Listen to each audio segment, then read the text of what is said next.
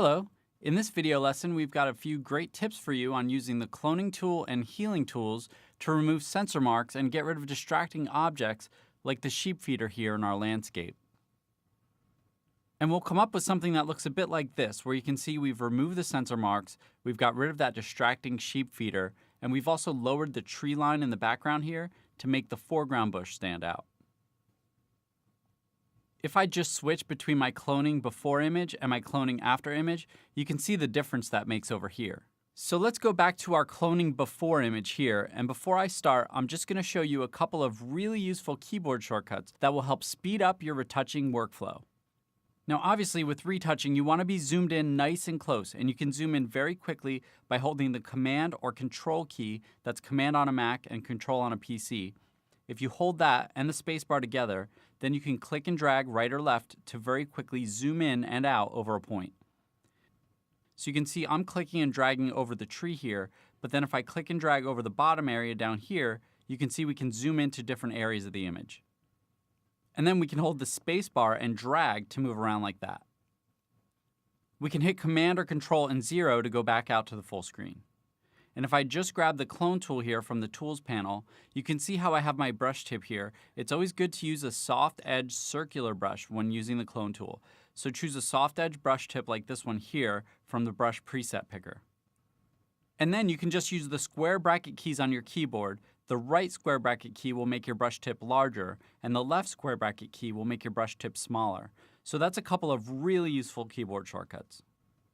And one other great keyboard shortcut that is particularly useful for the clone tool, but works with any tool with an opacity setting up here, is the number keys on your keyboard. You can just hit a key like 8, and you can see that will set my opacity to 80%. If I hit 1, it'll go to 10%. And if I hit 0, it'll go back to 100%. Now the clone tool works by copying pixels from a source area to the area that you're painting over. So you can set a source area by holding Alt. And you can see if I hold Alt, I get this target icon. So I can just select a source like the branch here, and then you see I have a preview overlay that tells me exactly what I'm going to clone. And then I can clone to copy those pixels from that area to this area over here. I'm just going to do that with Command or Control Alt and Z because I want to show you a much better way of cloning which will preserve your original image.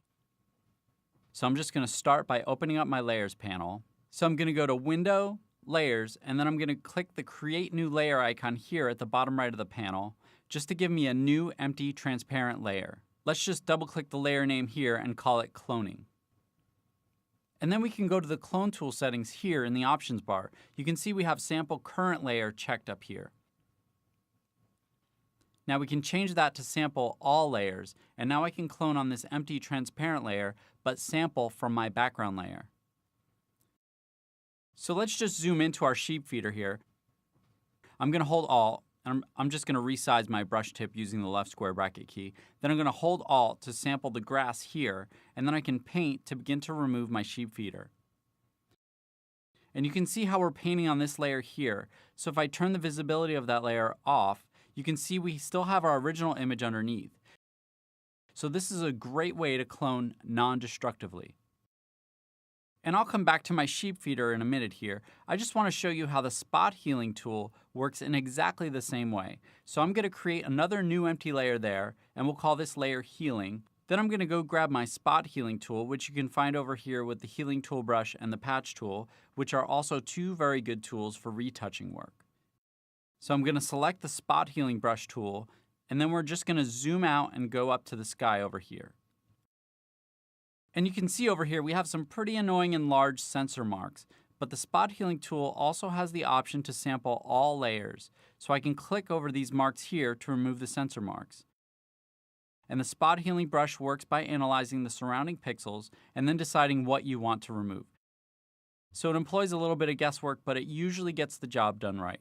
So if I click and paint over that sensor mark there, you can see how the tool will analyze the surrounding sky and decide, yep, that sensor mark is the area we want to remove. And it's done a great job there. You see we've got a few more sensor marks here. The spot healing tool is ideal for this kind of work, where you need to quickly remove sensor marks or other small marks and blemishes from your image. Just one more up there.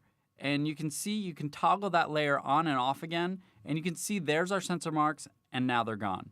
So again, all our healing work is done on a non-destructive separate layer. So let's go back to the sheep feeder down at the bottom here, and I'm going to show you how you can use a few different cloning tools in combination to get rid of this sheep feeder. So I'm going to start by cloning. So I'm going to highlight my cloning layer again and select the clone tool. And let's just resize my brush tip. And I'm going to select a source above this top bar here. And then I'm just going to paint a line here to get rid of that top bar. You can see how it's done a pretty good job. I'm just going to sample a few different sources from around the image.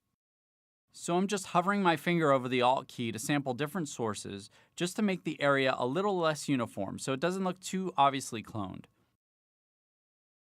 So I'm just going to continue building out the cloning effect by sampling from different parts of the bush here. And then I can switch to the spot healing tool and go to our healing layer there, and then we can just paint with the spot healing tool to get rid of these vertical bars here. So you can see how we can use different tools in unison to get the job done. You can see how we're getting some slight discoloration here where the tool hasn't performed perfectly, but we can always use other tools to clean that up in a second. And with any tool like this that works like a paintbrush, you can click and then hold Shift and click again to paint a straight line. So that's very useful in this situation, where you just want to quickly get rid of these bars here. I think that's done a pretty good job. You have this kind of blurriness around some of these areas, but we can always make that better in just a second. Now let's move on to get rid of this bottom section down here. So I'm just going to grab the clone tool again with opacity 100% again, and I'm just going to hold Alt to sample the source over here. And let's select our cloning layer. And I'm just going to paint to replace that area with the grass from over here. And that's done a fairly good job. Next, I'm going to hit 5 to set my brush opacity to 50% and just hold Alt and sample from the bush here and then paint just to tone down some of this blurriness that we're getting from the clone tool. In fact, to do this, we're going to need to move our cloning layer above our healing layer, and you can see the effect that's having.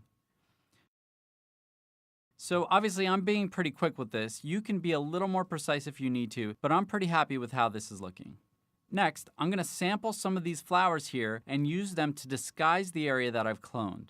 And to do this, I'm going to change the blend mode of the clone tool from normal to lighten. Now, I'll only clone pixels that are lighter in my source area than in the area I'm painting over. So I'm just going to set my opacity back to 100, hold Alt, then sample one of these flowers here. And then you can see I can paint to quickly clone these flowers over. But I'm only cloning the lighter tones. So any tones that are darker over here than over here aren't going to get cloned. This is a good way to use different blend modes to clone, and that's just helping to disguise the cloning that we did in this area. And I'm pretty happy with how that's looking. I'm just going to Alt-click the eye icon here to show you that's my original image, and that's the effect of the cloning. But we have a little bit of messiness here that I'd like to clean up, and to do that, I'm going to show you a couple of really great things about the Clone Source panel, which you can find by going to Window and Clone Source. And let's just drag that out and get rid of these other panels here. Now you see we've got these 5 icons at the top here, and these represent 5 different presets that you can use. So you can click on a preset and then hold Alt to sample a source, and that source will be saved into that preset. So you can set 5 different source points in the image to quickly switch what you're doing, which is very useful. And then below this, we have the option to offset our source. So we can choose to rotate it if we want using the angle settings here. We can either make our source larger or smaller, or we can set a precise X and Y coordinate for it. I'm going to show you how it works over here. I told you earlier how we wanted to just angle this tree line downwards to bring the bush more into the foreground. So to do that, I'm going to change the angle here with the angle slider. So I'm going to set that to about 30 and just resize my brush tip there.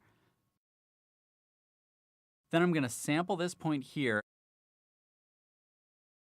And then you can see how I can paint to angle my source downwards over here. So I'm just going to paint once like that, and then I can just resize my tip and clean up this area here. So you can see that's a great way to manipulate your source point.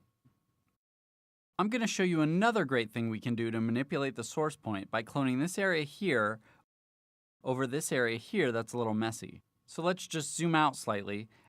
And this time I'm just going to reset my angle point here by clicking the icon to reset it to 0. And I'm going to click this icon here to flip horizontal. Now my source point will be flipped horizontally. So I'm going to go to my mode options up here, which was set to lighten, and change that to darken. And I'm just going to resize my brush tip again.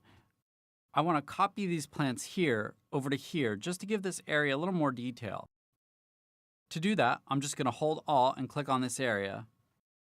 And because we have the flip horizontal icon here toggled on, you can see how we can flip those plants horizontally to make them appear the other way. And because we're using the darken blend mode, we're only copying pixels from here that are darker than pixels over here. And there we go. I'm happy with how that looks.